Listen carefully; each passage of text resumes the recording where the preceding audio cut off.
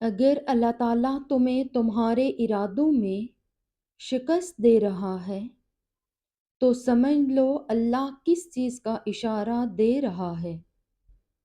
جانتے ہو کہ جن دعاؤں نے آپ کے لیے بہتریاں لانی ہوتی ہیں ان کی قبولیت کا وقت بھی اتنا ہی طویل ہوتا ہے، کیونکہ وہ دعائیں ہی اصل میں ہمارا انعام ہوتی ہیں، اور ہر انعام سے پہلے امتحان ہوتا ہے، تو یہ تاخیر بھی دراصل اجر ملنے سے پہلے کا امتحان ہے۔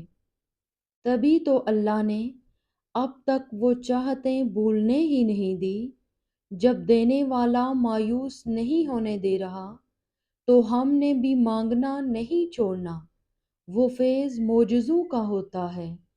جب اللہ انتظار بڑھا کر بھی ہمارا یقین کم نہیں ہونے دیتا، جن دعاؤں کو اللہ ہمارے دل میں زندہ رکھتا ہے وہ دعائیں دراصل ہمارے لیے ہی ہوتی ہیں، اس لیے انہیں مانگ کر دل کو اطمینان رہتا ہے۔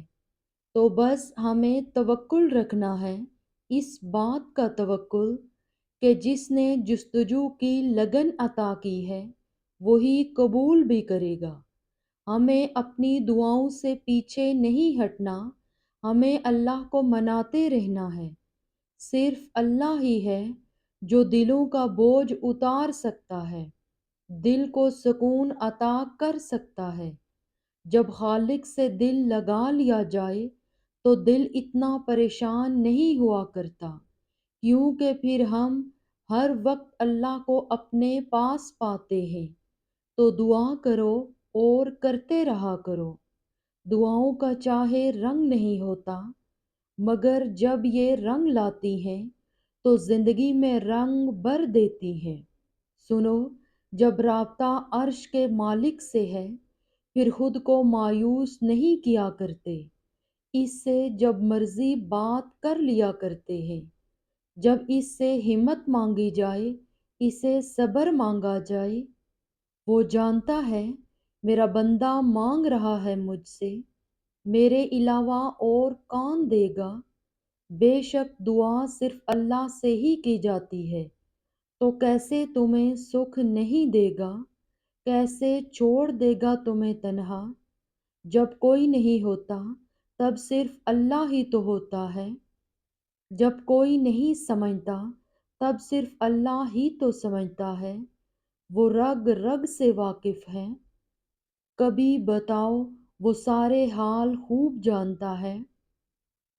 اور جب امید اللہ سے لگی ہوئی ہو تو ٹوٹنے کا کوئی امکان نہیں ہوتا۔ یاد رکھو، کبھی کبھی مسئلے اتنے بڑے لگنے لگتے ہیں کہ وسوسے آنے لگتے ہیں کہ اس کا کوئی حل نہیں۔ اگر ہر پریشانی کو یہ بتا دیا جائے کہ اللہ کتنا بڑا ہے، کہ میرا رب میرے ساتھ ہے، تو یہ پریشانی زیادہ دیر رہ ہی نہیں سکتی، پھر دل مطمئن ہو جاتا ہے۔ پریشانی کا حل یہی ہے کہ اللہ سے بات کریں، اللہ سے مانگیں، اللہ پر چھوڑ دیں، اللہ پر بھروسہ کریں، اللہ سے کہیں اور کہتے رہیں۔ وہ سب جانتے ہوئے بھی سنتا ہے، اور وہی تو ہے جو سب سے زیادہ تمہیں سمجھتا ہے۔ اور یاد رکھو، اللہ تو قریب ہی ہوتا ہے، دور تو ہم چلے جاتے ہیں۔ اس سے مایوس ہو کر مانگنا ہی چھوڑ دیتے ہیں۔ حالانکہ اللہ تعالیٰ تو ہمارے لیے ہماری پہلی دعا کے بعد ہی اسباب بنانے شروع کر دیتا ہے، کیونکہ وہ مالک ہے جس کو مان رکھنا، محبت کرنا آتا ہے۔ ایسا تو کچھ بھی نہیں جو ہمارے اللہ کی دستے قدرت میں بھی نہ ہو۔ تو پھر تم سے یہ کس نے کہہ دیا کہ جو ابھی نہیں ملا وہ پھر کبھی نہیں مل سکتا؟ اللہ دعائیں رد نہیں کرتا، بس کچھ دعائیں اپنے پاس سنبھال کر رکھ لیتا ہے۔ اور بہترین وقت پر قبول کرتا ہے۔ اللہ صرف تمہارے راستوں کو موڑتا ہے، تمہاری دعاؤں کو نہیں موڑتا۔ وہ تمہیں اپنے طریقے سے تمہاری من پسند منزل تک لاتا ہے، اور جس دن تم اللہ سے راضی ہو گئے، اس دن تم اپنی ان اداس آنکھوں سے ہی اپنے نصیب کا بدلنا دیکھو گے اور خوش ہو جاؤ گے۔ یہ اسی کی تقسیم ہے کہ وہ کچھ کو بن مانگے ہی عطا کر دیتا ہے، اور کچھ کی پکار اسے اتنی پسند ہوتی ہے کہ وہ انہیں بار بار سنتا ہے۔ ٹوٹے ہوئے دلوں کا ٹھکانہ اللہ کے سوا اور ہے ہی کہاں، بس وہی ہے جو انہیں جوڑتا ہے اور ان زخموں کی مرہم بنتا ہے۔ تم سوچتے ہو کہ جو مانگ رہے ہو وہ کیسے قبول ہوگا، اور وہ تمہیں خبر ہی نہیں ہونے دیتا کہ اس نے تمہیں ہی تمہاری دعاؤں کی قبولیت کا وسیلہ بنا دیا ہے۔ جو دل میں خیال ڈالتا ہے، دعا کی توفیق بھی وہی دیتا ہے۔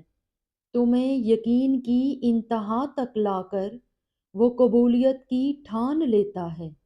جب اللہ نے آسانی کرنی ہوتی ہے تو عموماً اس سے پہلے چیزیں مشکل ترین ہو جاتی ہیں۔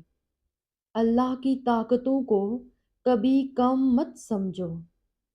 وہ اگر مہینوں کو سالوں میں بدل سکتا ہے تو وہ قبولیت کی لمبی مسافتوں کو لمحوں میں بھی بدل سکتا ہے۔ اللہ تمہاری چاہت سے کبھی انکار نہیں کرتا، بس وہ اس چاہت تک پہنچنے والے طریقوں کو بدل دیتا ہے، کیونکہ وہ طریقے تمہارے لیے تکلیف دہ ہوتے ہیں۔ بس یقین کی پٹی ان آنکھوں پر باندھ کر اس کے چنے ہوئے راستے پر چل دو، پھر دیکھو اس کے ایک کن سے ہوتا کیا کیا ہے، اور جب وہ مہربان ہوتا ہے تب وہ ساری حقیقتیں تم پر عیاں کر دیتا ہے۔ پھر وہ یا تو تمہاری رضا میں راضی ہو جاتا ہے یا تمہیں اپنی رضا میں راضی کر لیتا ہے۔ وہ زمین والوں کی بھیڑ میں تمہیں پھنساتا صرف اس لیے ہے تاکہ تم مدد کے لیے اس کو بار بار پکارو، وہ تمہیں سنتا رہے۔ اللہ تو فرماتا ہے، تم مجھے پکارو، میں تمہاری پکار کا جواب دوں گا۔ اور پھر وہ یہ بھی فرماتا ہے، یقیناً اللہ کبھی اپنا وعدہ نہیں توڑتا۔ وہ تمہیں تمہارے ارادوں میں شکست تب دیتا ہے، اس کے معاملات بس وہی جان سکتا ہے۔ اس کے منصوبے تمہاری سوچ کے دائروں سے بہت وسیع ہیں۔ وہ تو غفور ہے، وہ تو رحیم ہے، وہ ہاں کو نہیں اور نہیں کو ہاں کرنے پر قادر ہے، تو پھر اس کے لیے کوئی مشکل نہیں۔ اللہ پاک تمہیں اس سے بڑھ کر عطا کرے گا۔ جو تم چاہتے ہو وہ اسی کو تمہارے حق میں بہتر بنا دے گا۔ جو تم مانگتے ہو وہ جانتا ہے کہ تم تک تمہاری پسند کو پہنچانا کب بہتر ہے۔ جو تمہیں دیر لگ رہی ہوتی ہے وہ دراصل میں تمہاری جلد بازی ہوتی ہے۔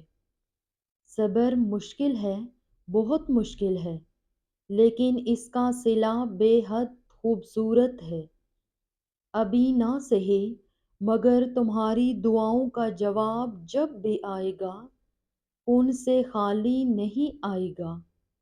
یقین رکھو اللہ پاک کی تعبیریں ہمارے دیکھے ہوئے خوابوں سے بہت بہتر ہوتی ہیں، اور جب تمہاری نیت صاف ہوتی ہے اور تم کسی کام کو کرنے کی ٹھان لیتے ہو تو کائنات کی ساری طاقتیں متحرک ہو جاتی ہیں، اور پھر اللہ پاک خود تمہاری مدد کرتا ہے۔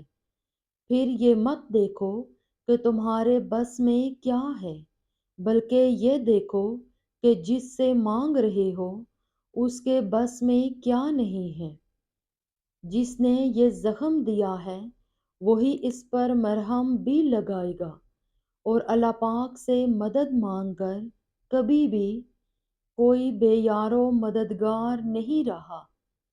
اللہ نے ہر کسی کی تقدیر بہترین لکھی ہے، بے شک وہ صحیح کہتا ہے۔ میں نے ہر چیز کو مکمل اور بہترین شکل میں بنایا ہے، تو تم نے سوچ کیسے لیا کہ اللہ نے تمہارے لیے جو سوچ رکھا ہے وہ بہترین نہیں؟